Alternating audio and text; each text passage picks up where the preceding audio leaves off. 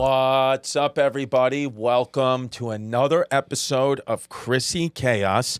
This is the Austin edition of Chrissy Chaos, okay? We're here. We're in Austin.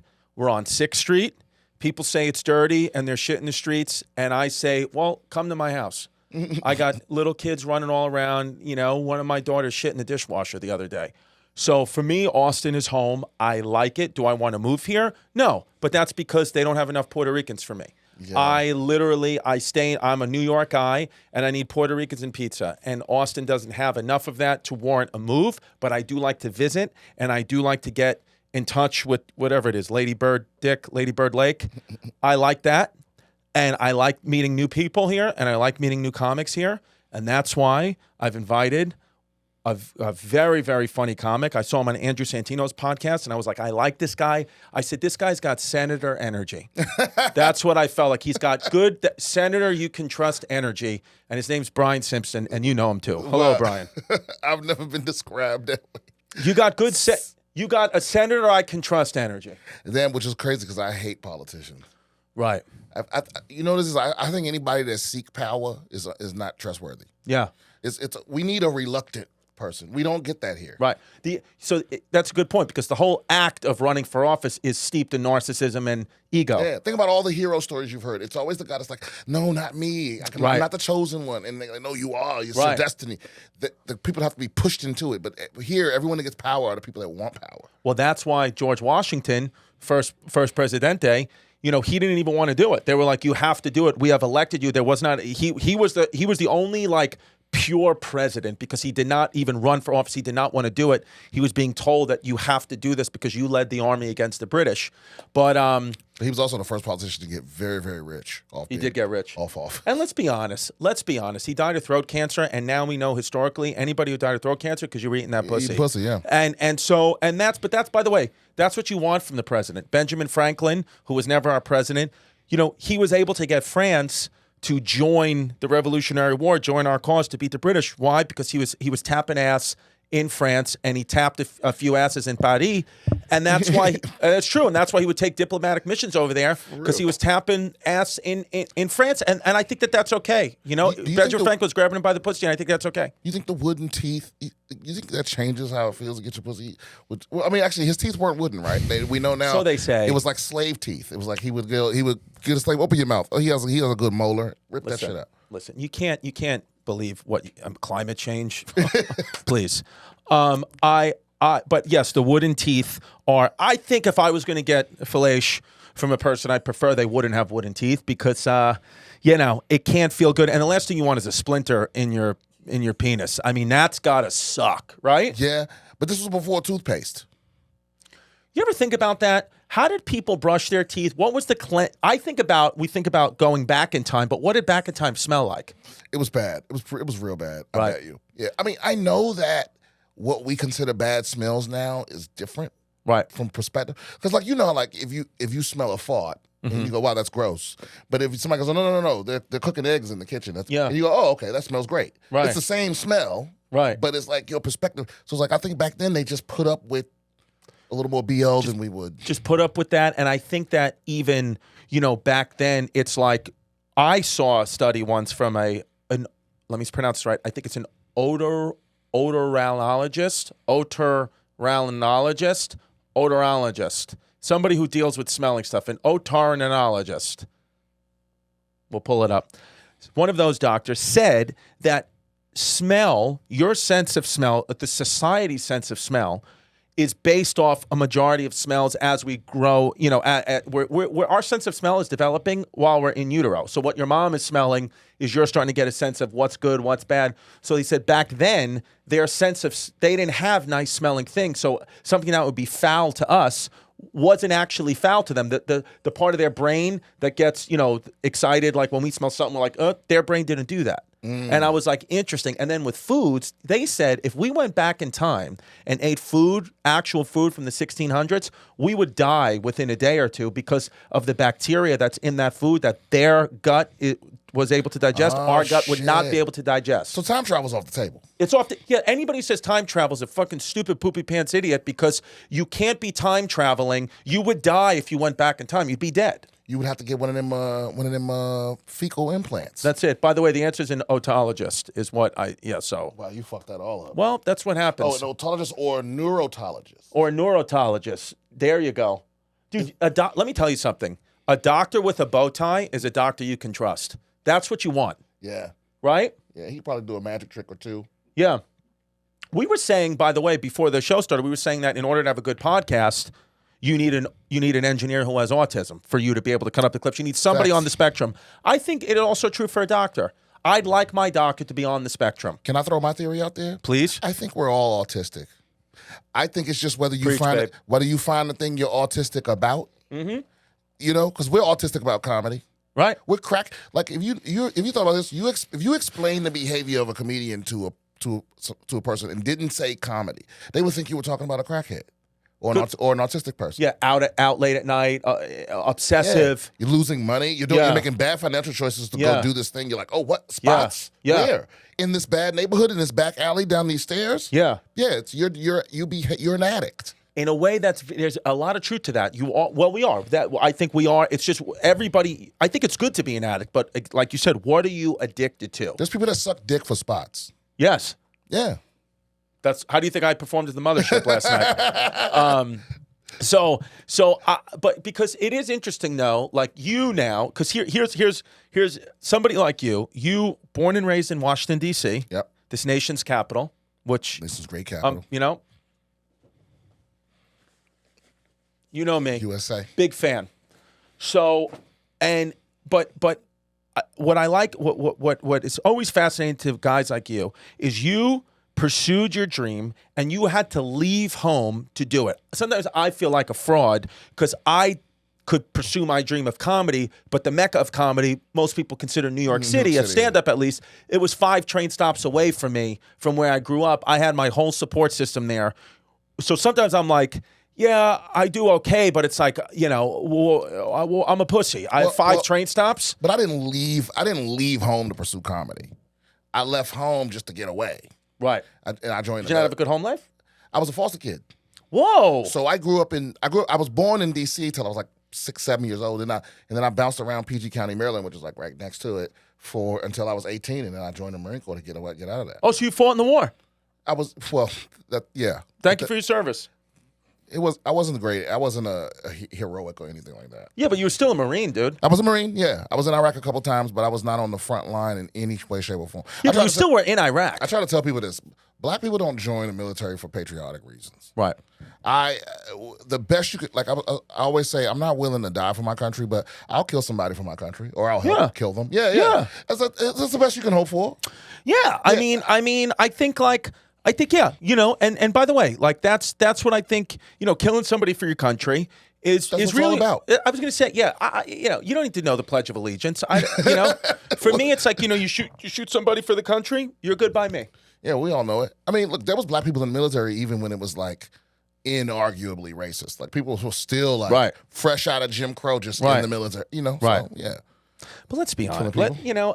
Listen, white people, we can all suck. I get it. But the most racist people are Indian people. Oh, those fucking people are Indian. I can't wait to get the next guest. His name's Kenny Simpson. They are racist. I thought it was Asian people. Well, Indians are Asians, right?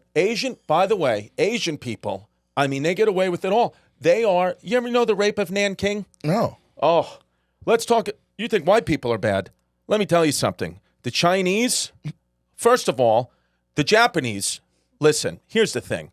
We didn't mean to, I know it's bad to drop a nuke. I understand that's not good. My grandfather shouldn't have done that. I know, but hey, listen, if we're just being honest here, it is the 2 showrooms at the mothership are named after the bomb. So we did get, it's nice. But I'm not saying that the innocent people of Japan did not deserve this. But let me tell you something and know a little bit of history. The rape of Nanking, when you come out your face, Japan, when you come out the pocket and you go into the Nanking section of China and you start bayoneting babies just because they're Chinese in front of their moms and dads, and then you cut the dad's dick off in front of the mom, and then you mutilate them, and then you put them in camps, and you burn people on fire, and you burn and kill children, the United States is going to step in and radiate your entire country, okay? So don't do that again. See, I don't want to hear all the time that, I know that, the media, the white people are the worst. I get it. But can somebody talk about the Japanese in history? Because those guys were fucking bad. You have like Wall Street broker energy. Yeah. I feel like every time I talk to you, I feel like you sold me something, but I don't know what the fuck it was or how much it cost. I'm selling you the American dream, my friend. And we're going after those Japanese. No. I just think for me, because I love history, right? And I get that people in history, I get that people don't have the time. I almost feel, fortunate. It's like I get an opportunity to I have all day, right? And I can just Google shit and learn shit. And I know that the common person working in a factory can't do that. But sometimes when you look back in history, you're like, man, everybody, human beings, us as a species, we fucking kill each other left and right. Oh, yeah. And it ain't good. We're not better. Our technology makes us think we better than the Romans. Yes. But for real, we fight over all the same shit. Yeah. It's all the same schemers and scammers. It's all the same selfish behavior. Yes. We haven't changed. We just have technology now. It's like, and that's a good point, because back in I believe we're all your type of character exists in history in every generation. Mine, all these people. It's just different technologies, different kings, different conquerors, different countries at the top of the list, different countries at the bottom. But at the end of the day, 1,000 years ago, there were two people sitting in a room doing their version of a podcast, right? Yeah. There were two people in a room. There was a guy cheating on his wife. There was a little kid that wanted to get away from his parents. There was somebody who thought they were gay. It was all that. They were bards. The bards would go and they would sing. They would sing the business. What's the bards? The bards were they would walk around with the lutes and sing songs. But they would how everybody knew everybody's business. They would sing the business. Oh, they were like little songbirds, little fucking rats, and we call them in Brooklyn. Yeah. Everybody would just the king's fucking the queen's sister and shit. Now let me ask you this: what do you think if you could go back in time in history? What time would you want to go back to? What's your favorite part of history? See, time travel was tricky for black folks. Yeah. You can bring Sunkiss, by the way. I guess I would go back to Mansa Musa time, Right. They said he was supposedly the richest man in history. Mansa Musa. He had Elon Musk money. He was so rich, more than Elon Musk. Wow, he made Elon Musk look like a bitch. This is the story. I haven't looked deeply into it, but he was apparently so rich that if he came to your city, he would just ruin the economy because he would just buy everything. He would spend so much money. It's the people because there has to be poor people in any economy. Sure. Right? And it's he would come through and just make every shop owner fucking rich. Right. It's I'll give you $1,000 for that thing that's worth $1. Right. And then next thing you know, it's if everyone's rich, no one's rich. Interesting. Yeah. It's that kind of shit. Yeah. If everyone's rich, no one's rich. And Socrates said, if everything's okay, nothing's okay. He said back in his time. And I almost feel like maybe things are happening this way now. I don't know. But it feels like Socrates, if he was here right now, he'd be like, okay, this is what I was warning about. He said, if you give the people two choices, right? If you give them two choices to elect a leader, if you give a doctor, you put a doctor up there and the doctor says, elect me, I can't let you guys eat candy because it's going to damage your health, but elect me and everyone will be healthier. And then you put a candy shop owner and say, fuck that guy. I'm going to give everybody candy. The people will always inevitably elect the candy shop owner. They will always do that because that's why he believed democracy. The flaw was you can't let everybody vote. The whole idea of letting everyone vote, he said, is the problem with democracy because most people are stupid. Because you have to elect people to vote for you because you can't, and there is truth to that. Right. But then he said because I didn't know this. In Greek times, 2000. We think we're the most advanced now, right? You would say we're the most advanced now, we're the most progressive now. It's not true. They were as progressive in Greek times. They had bestiality, open homosexuality, anything you wanted. Anything you wanted, they were like, we're having a party. And that's what he said. If everything's okay, then nothing's okay. And that's what led, they think, to the demise of ancient Greece, ancient Rome, everything's okay, That nothing's everything okay. was And I okay. do feel like we're getting to that point now. Now, listen, I don't care. I'm all about everything's okay. I mean, I fucking drank a Bud Light and put on my Nikes yesterday, and I'm good. But I think that we are getting now, because I got a kid, 3 kids. I'm thinking like, man, are we at the beginning of the end?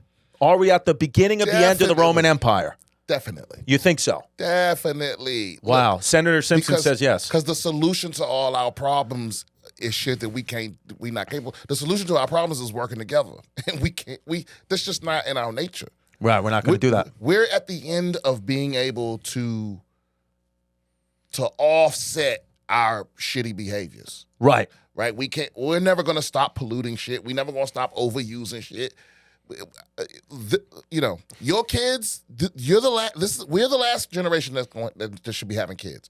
Your kids should not have kids. Okay. It's a wrap. It's nothing for them in the future unless they can fucking breathe dirt or eat plastic. Yeah. Well, that's like, what my kids. Apparently, I watched a documentary yesterday. Apparently, there's so much microplastics in the ocean and in the fish. I gave my kid mostly a fish diet. I'm just feeding them plastic. Yeah, that's what it is. Radioactive fish, plastic babies. Yeah, and we're all full of. We really are walking. We're walking bags of microplastics. All of us. There's microplastics in our skin. Where they said now you ingest so much microplastics over the last 20, 30 years that the mother is eating so much microplastic that while the baby is developing in utero, their cells are being formed with microplastics in them. So essentially, my kids are plastic. All right, HelloFresh, America's #1 meal kit. Listen, the sunshine is finally here. I love it. So rather than getting takeout, rather than going out to eat, I get HelloFresh. I cook it with my family. Then we eat it outside. HelloFresh, it's literally, first of all, it's cheaper. HelloFresh is cheaper than going to the grocery store. 25% cheaper than takeout.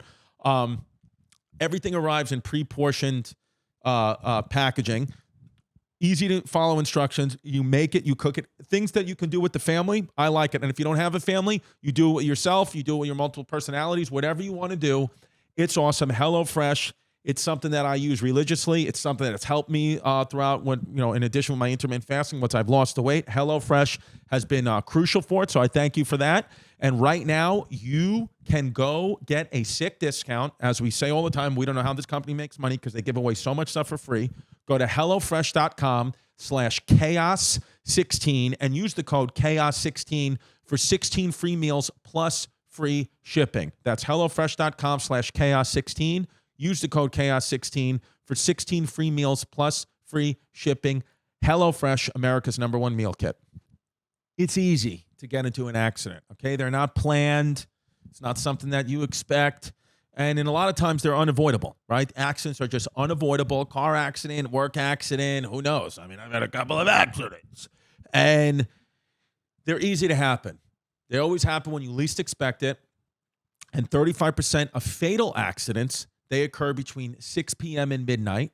People ages 25 to 34 are the highest amount of drivers involved in car crashes. 15 to 24, ages 15 to 24, highest rate of emergency room visits due to car accidents. And what can you do? If this thing happens to you, if it happens to a family member, who do you call? I'll tell you who you call. No, it's not the Ghostbusters. It's Morgan & Morgan. Okay, you've seen ads for them all over. They make this so easy. Okay, if you ever get into an accident, to submit an injury claim, then boom, Morgan. You get into an accident right now, get the app download the app for Morgan & Morgan, and then you start submitting your claims. You can submit a claim. It's as easy as hitting snooze on your alarm for the 8th time. That's how easy it is. Morgan & Morgan is America's largest injury firm. They have over 100 offices nationwide and 600 lawyers with over $15 billion recovered for clients. Morgan & Morgan has the best proven track record of fighting to get you full and fair compensation. So right now, if you're ever injured or you think you're going to be injured, check out Morgan & Morgan. Their fee is free unless they win. For more information, go to forthepeople.com/chaos or dial #law. That's #529 from your cell phone. That's forthepeople.com/chaos or #law, #529 from your cell. This is a paid advertisement. Just want to let you know. Shout out Morgan & Morgan. Got brand new merch. Go to chrisdcomedy.com. Hit that Chrissy Chaos merch button. I got those Anxiety Tuesday shirts, reloaded sweatshirts. The Anxiety Tuesday ones are my personal favorite. You wear it. Everybody has anxiety. Everybody knows about anxiety. It's a cool design, nice fit. Anxiety Tuesday merch. Go get it. chrisdcomedy.com. Guys, we have over 100 episodes of content at patreon.com/ChristyComedy. In addition to that, we have sketches up there. We have ways to get involved in the show up there. Just go to patreon.com/ChristyComedy. Right on that community board. Tell us how you want to get involved. We'll handle the rest. It's really, really awesome. Patreon is a way that kind of keeps the show going. We really can't make the show without that. So go to patreon.com/ChristyComedy and help support. And we give you the content. We love doing it, and we appreciate the support. Go be a Puerto Rican. Isn't that wild? That's crazy. Yeah. So wait a minute. I ain't even bring up. See, we only talking about the problems that we cause. Yes. Don't forget the fucking universe is trying to kill us. Yes. Yeah. All day, every day. Oh, no, there's super volcanoes that's overdue. Mm-hmm. There's fucking asteroids that we can't track. Yep. The sun could go red giant. Yep. There's fucking gamma ray bursts, supermassive black holes, fucking loose black holes out there. Forget about that. And then also bacteria. Every single second we are awake and breathing, even when we're sleeping, there is bacteria out there trying to get in your body to use you as the host and eat you alive from the inside. And don't forget, the ancient bacteria that's getting into the water from those polar ice caps that's melting. Like bacteria from back, that might have been what killed the dinosaurs one of the times. Might have been. Yeah, it is. So every time the polar ice caps melt, more bacteria is free from that shit, ancient shit. Let me tell you something. By the way, I think your biological parents were from New York. Okay? Mine? Yeah, dude, because the way you just said in the water, I was like, holy shit, I'm home right now. Yeah. No, on the water, you just made me feel like I'm home, which it just calmed me down. I feel like the DC accent is, and I guess some people would argue that I don't really have a thick DC accent, but it comes out. You sound like you're from New York, the man. DC accent is an amalgamation of like, it's a little bit of Southern, a little bit of Philly, a little bit of New York. It's all kind of mixed. Do you ever think about your biological parents and be like, where are these people? Oh, no, I know them. Oh, you know them? Yeah. What was the reason they put you into foster? They ever speak to you about it?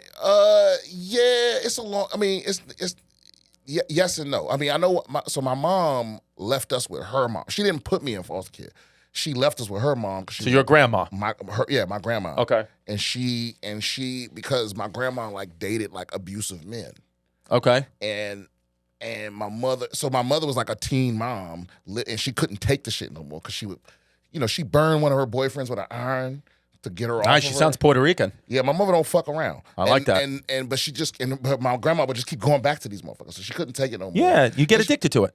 Yeah, and the thing is, they would never abuse us or her. But she just got tired of watching her mother get fucked up, and she couldn't. I get it. So she left us with her until she could go find a place, blah, blah, blah. But in the meantime, one of our hating-ass neighbors called the cops and said we was home alone, that kind of shit.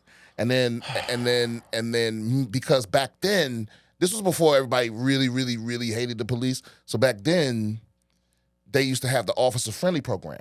Okay. And so the officers would come to the school and they were like, hey, I'm officer friendly. And they would introduce themselves to the kids. So when the cops knocked on the door, because we got the whole speech, don't open the door for nobody. Sure. Especially Jehovah's Witnesses. Right. But the cops knocked on, was like, hey, it's officer friendly. And I opened the fucking door and he was not friendly. What did he do to you? Oh, he didn't do anything to me. But he just saw that you were home alone. Right. And so we ended up in the fucking... In the system. Yeah. And your mom could never get you back. And your grandma could never get you back. Yeah, I mean, it just got real complicated after that. Damn. And we ended up with... So me and my older brother have different dads. We ended up with his grandmother because she was a foster parent. Right. So we ended up... so it was weird. I went from being the youngest to being like one of like 11 kids. Right. And then my dad came back into the picture, took me out of there. Right. And then I went back to being the oldest because he already had 2 kids. Because in foster care, you can, let's say your mom and dad or no one came to get you. Let's say you went in foster care at 8 years old. What happens when you're 18? They just throw you out? Or do they set you up with anything? Well, it varies from state to state. But in Maryland, they send you, so you can go to college till you're 21. Okay. But the problem with that is they still control your whole life. They decide where you live, who your roommates are. They take you shopping. They buy your groceries. They buy your clothes.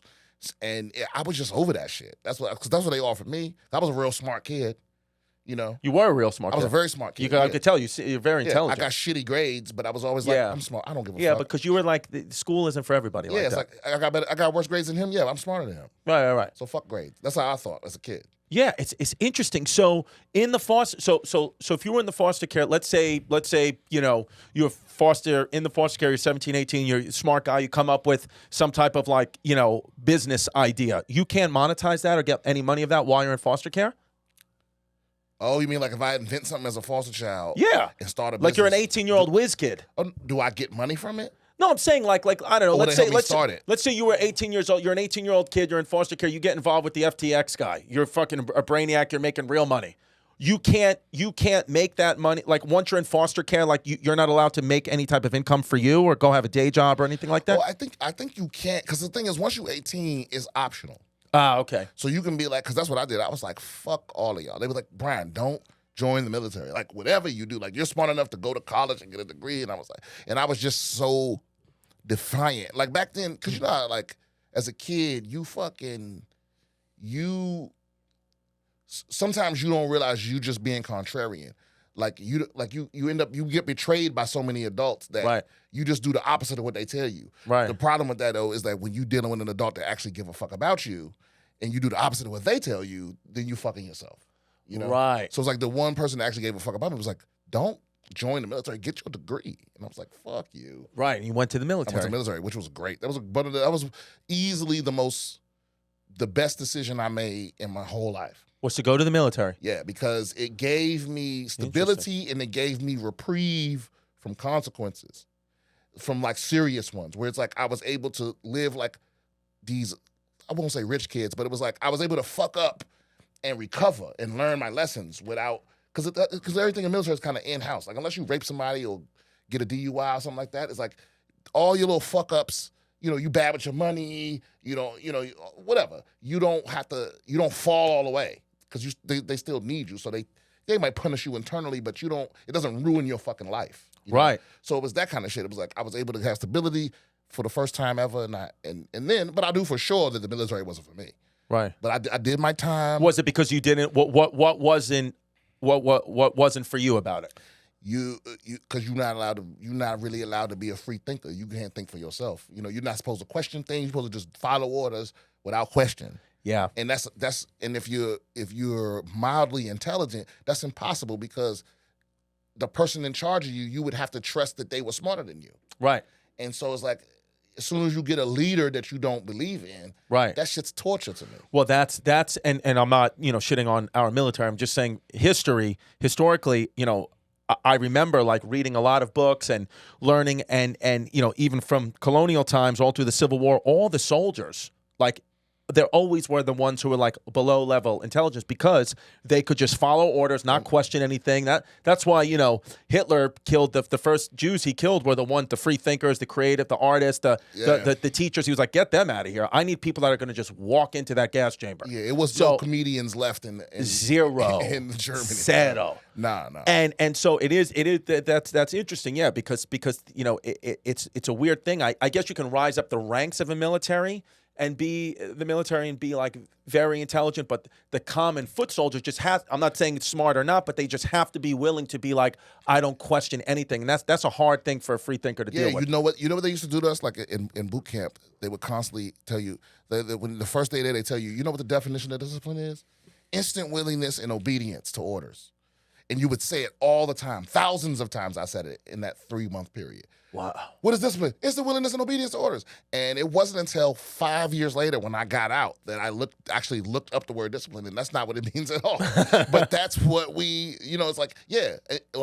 And every veteran has this impatience about them because of that, where it's like, at least every Marine Corps veteran has this, like, where it's like, if I give somebody simple, direct instructions, right, and they fuck it up, I have to leave because I get so furious about people that can't just listen.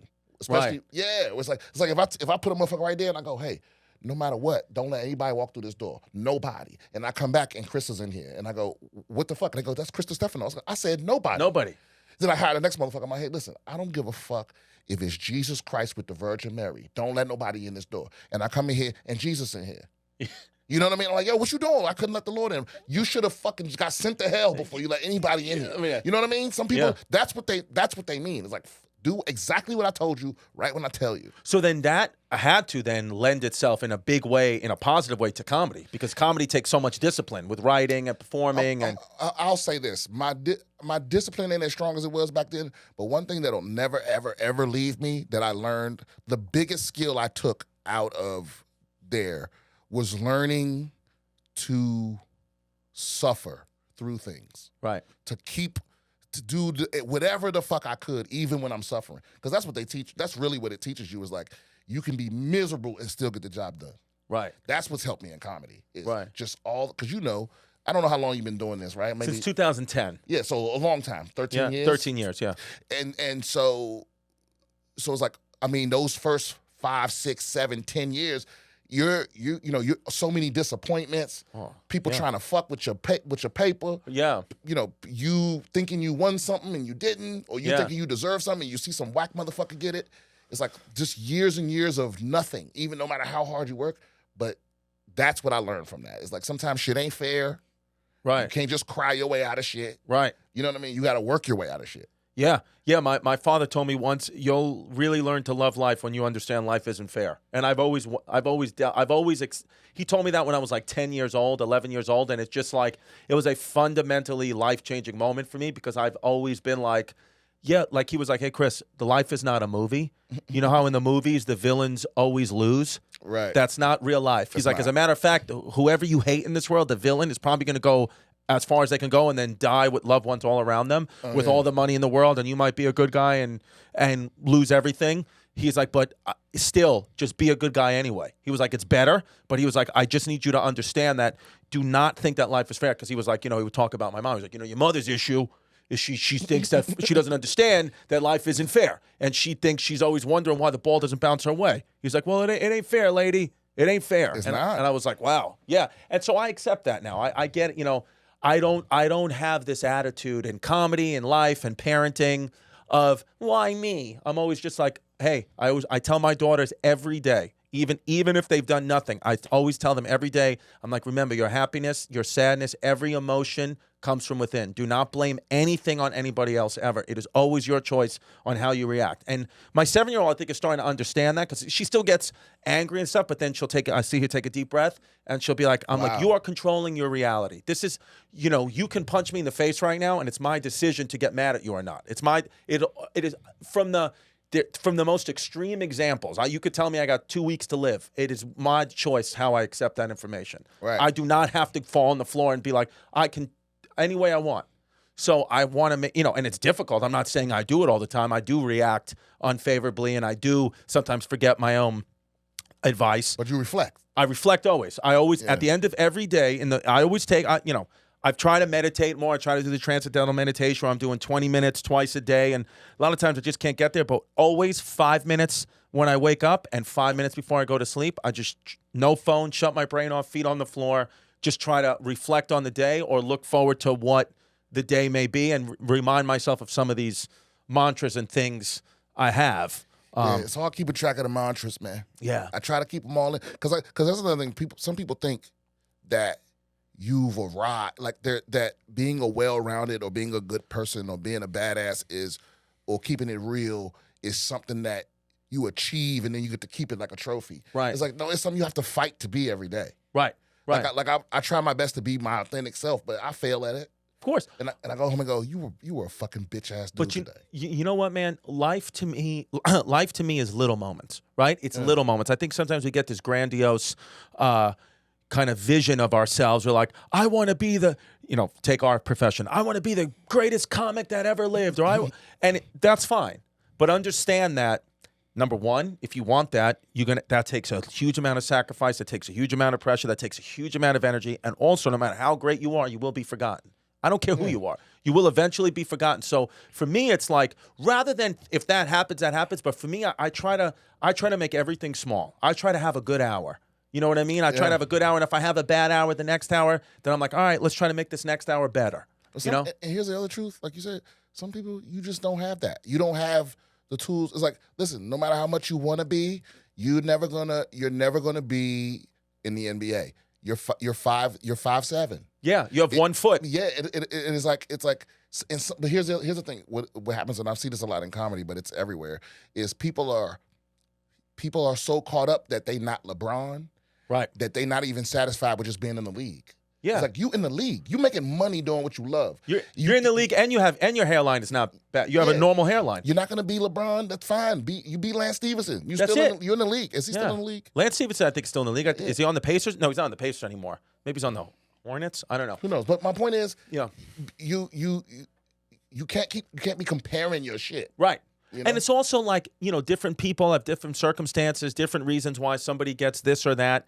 I just think, for me, like, I just try to say, okay, I look at life like you can, like let's take like a Ferrari, right? If one of the tires on a Ferrari, yes, you have a Ferrari, but if one of the tires is flat, all you got is a car with a flat tire. You can't drive that shit. So for me, it's like one tire is family, one tire is money, one tire is relationship with my friends, and one tire is how I'm being as a human being. I try to make sure all 4 of them are balanced as much as I can. If I have a lot of money and I'm doing well, but I don't see my kids, then what do I really have? I have a flat tire Ferrari. And, same thing which any way direction. So the goal to me is the balance. And sometimes when you go after one so much, like whatever it may be, money or fame or power, or even the other side, if all you want to do is spend your time with your family, then your whole life is out of balance, and you have a flat tire somewhere on your Ferrari. So I try to think about that. Now, let me tell you something. Right now, I got 4 flat tires. I'm not saying I'm fucking crushing it right now.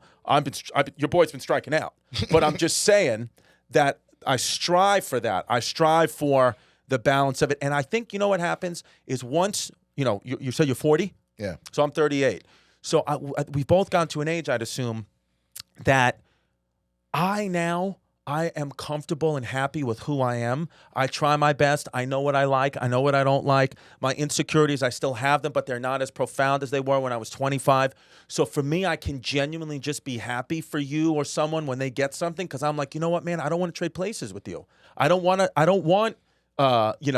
my mentor's life. I want my life. So I'm like, I'm happy with what I got. If anything, you'll inspire me. I'll be like, oh, so-and-so is able to do that. I'm like, good for them. How do I get to do that and also maintain a balance? But it's not like, how come they got that and not me? Because I'm like, I don't want to be you.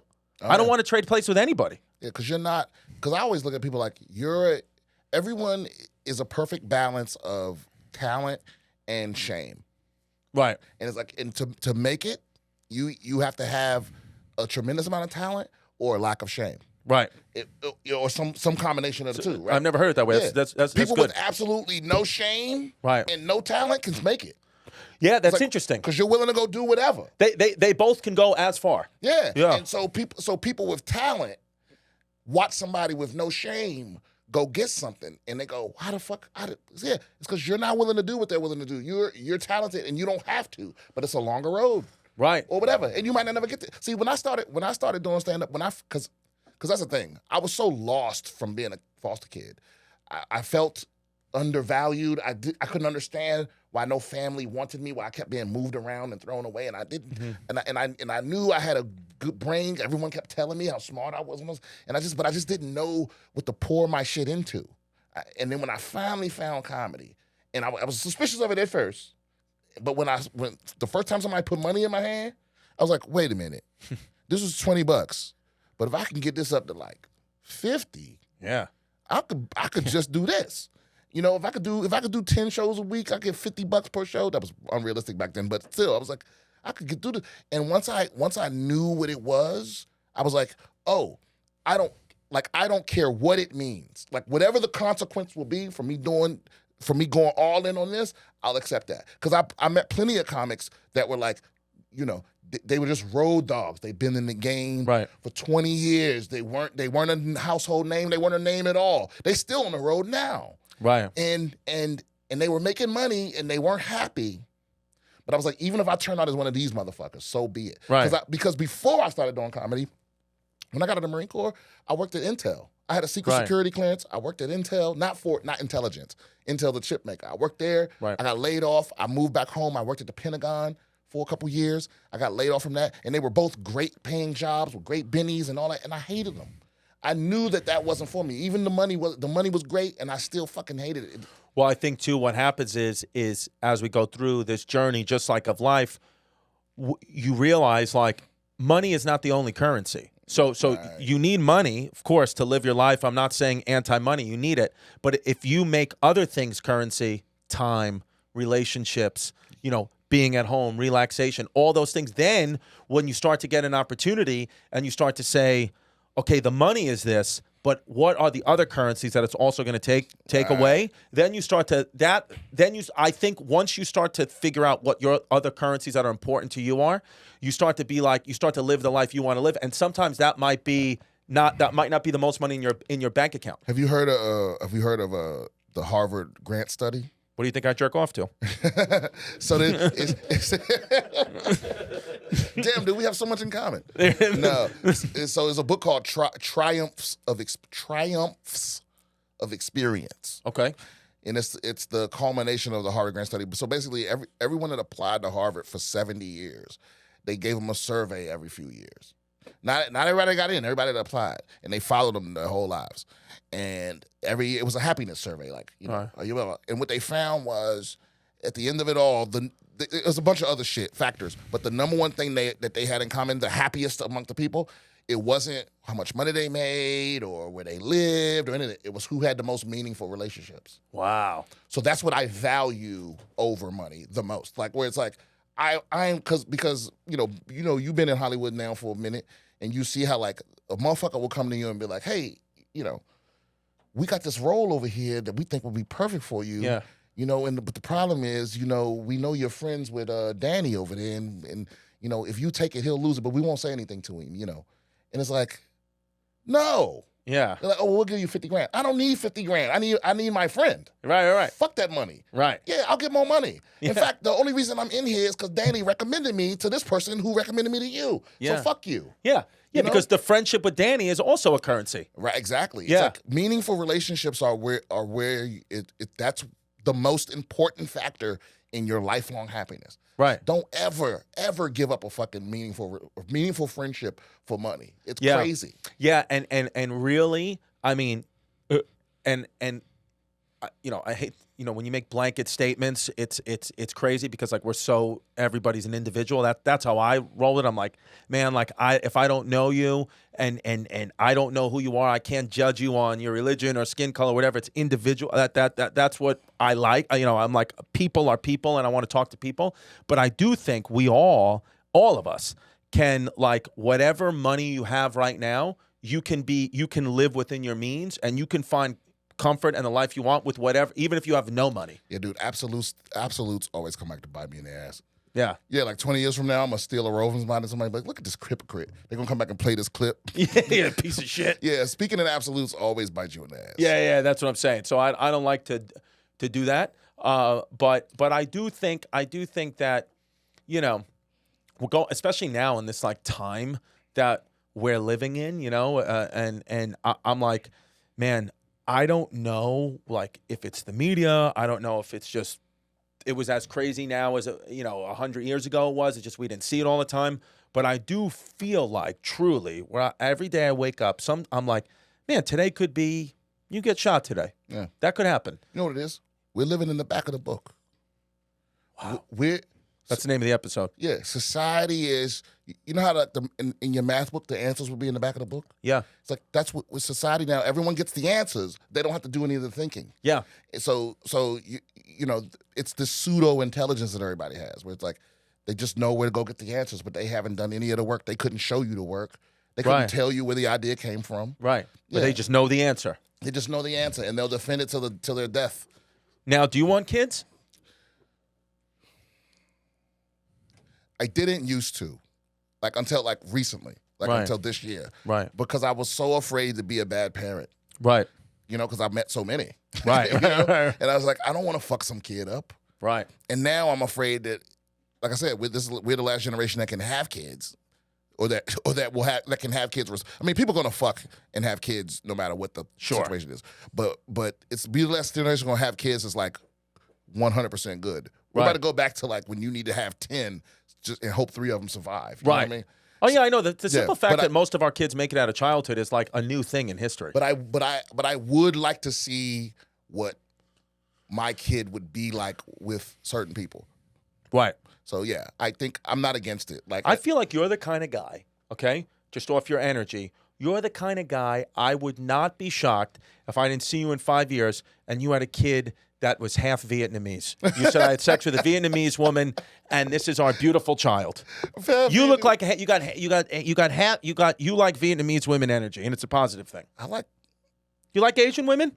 I like all women. I mean, I haven't seen any particular race of women that I wouldn't fuck. You know? Yeah, that's true too. I don't think there's ever been a race of women I wouldn't fuck. Like what I'm saying is, I've met women from every race that I found attractive. Right. Yeah, like so far. I mean, not every race on the planet, but I haven't come across any race where I haven't seen a woman in that race that's attractive to me.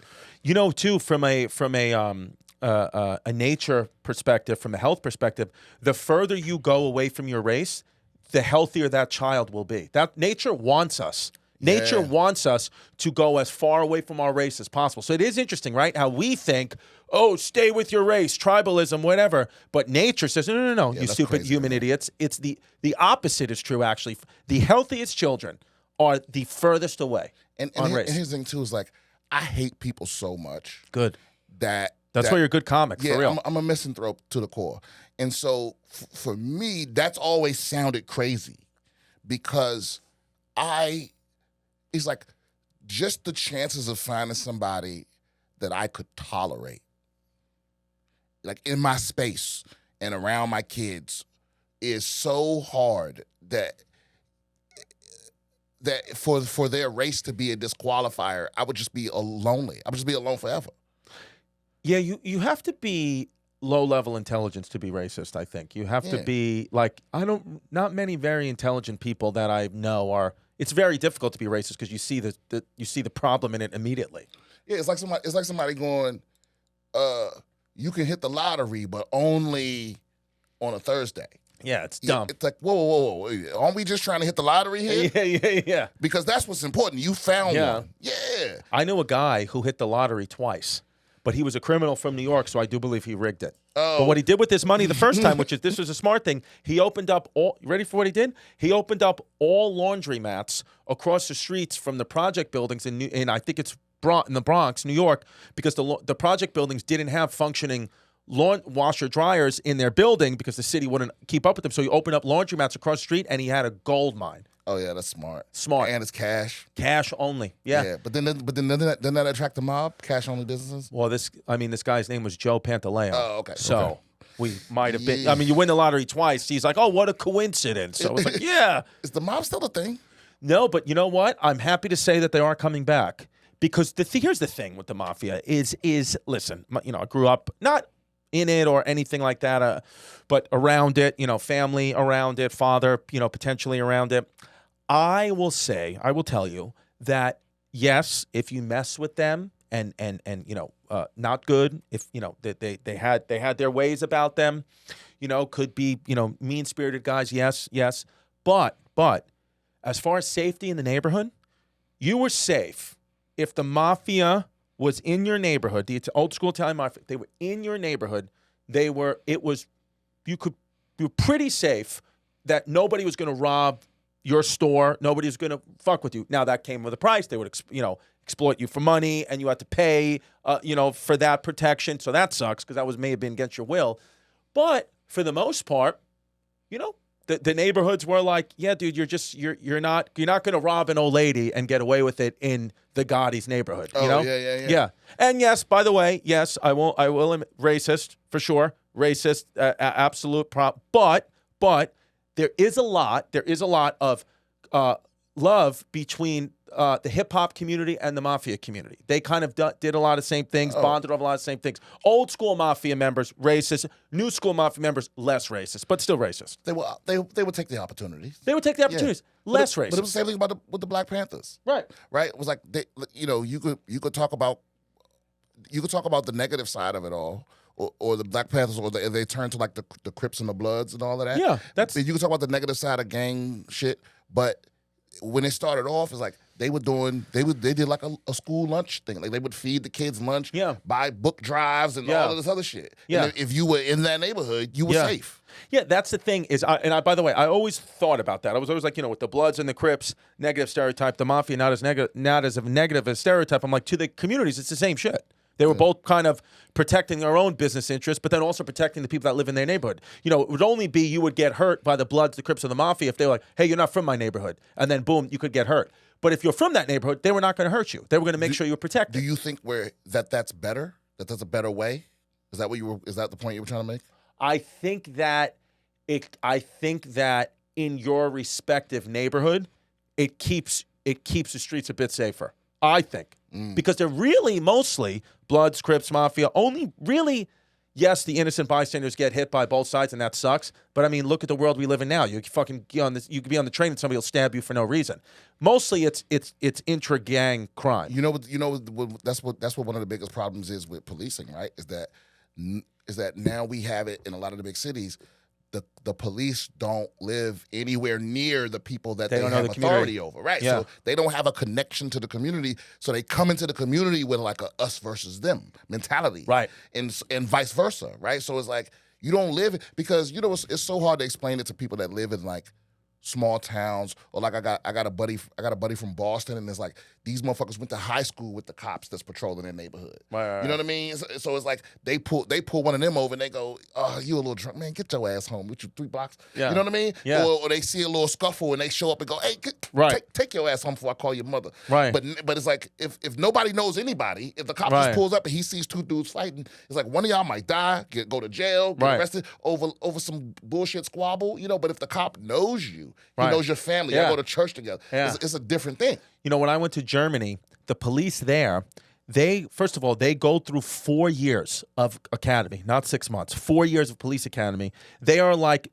pretty much like paramilitary people. And they go through, but the last, I think it's a year of their training is all in the classroom, is all dealing with people from different socioeconomic backgrounds, putting them in situations where how do you react to this, how do you react to that, where at least the NYPD, they don't do that. It's very much just like, hey, can you do push-ups, sit-ups, run on track, here's a gun, and then you go get fat. I'm sure that they have stuff. People. I have a lot of police officers that listen. I'm sure they're like, I'm going to get emails. Okay, I know I'm a fucking stupid asshole, but there is something to be said where I think a big problem with our police now is they're not trained as well as other nations' police. Yeah. They're just not. Maybe we don't have the budget. I know because Ukraine got to get that money. We got to send money to Ukraine. We don't have a national police. It's all like local stuff. Yeah. Yes. Well, that's always been the issue with states' rights versus federal rights. It's always been like states' rights. Well, that's what the founding fathers like. Yeah, states' rights. They knew it. They're like, yeah, states' rights going to get a little racist.